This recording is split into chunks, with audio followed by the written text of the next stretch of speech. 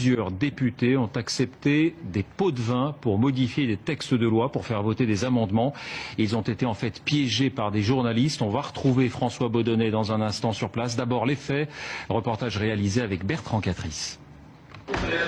Lorsqu'ils votent un texte, combien sont-ils à le faire pour de l'argent? Depuis que des députés se sont fait piéger par des journalistes du Sunday Times, la question taraude l'hémicycle européen. Moyennant jusqu'à 100 000 €, 4 eurodéputés ont accepté de déposer des amendements. Pour Adrian Severin, le vice-président des élus socialistes, la vidéo est accablante. Yes, well, I think because I didn't really count, but I think for that would be 2 or 3 days. Is it all right? Do you think? Yes, so that would be, say, 12,000 euros. Yes. Malgré l'évidence du scandale, cet ancien ministre roumain refuse de démissionner. Son groupe politique est sous le choc. Nous l'avons exclu, il a quitté le groupe, il n'est plus membre de notre groupe. Et j'attends qu'il quitte le Parlement européen parce que cet homme a fait un grand hommage à l'institution. Problème, il y a au Parlement européen 5000 lobbyistes accrédités. Et leurs relations avec les députés sont mal encadrées. Ernst Strasser, élu conservateur autrichien, avoue même, sans honte à ceux qui le piègent, qu'il est lui aussi lobbyiste.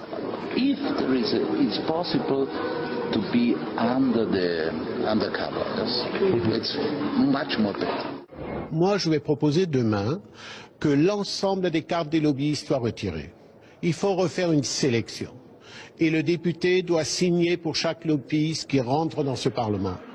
Avant d'éventuelles perquisitions, les bureaux des eurodéputés incriminés viennent d'être mis sous scellé. Ils sont gardés 24 heures sur 24, une première dans l'histoire de l'institution. Bonsoir François Baudonnet, on vous retrouve donc en direct. A-t-on une idée de l'ampleur de ce scandale? Autrement dit, s'agit-il de quelques brebis égarées ou d'une pratique répandue? Alors c'est toute la question, bien sûr, et honnêtement, ce soir, personne ne peut répondre. Alors il y a quand même les chiffres. Les journalistes du Sunday Times disent avoir proposé de l'argent à une 60aine d'eurodéputés.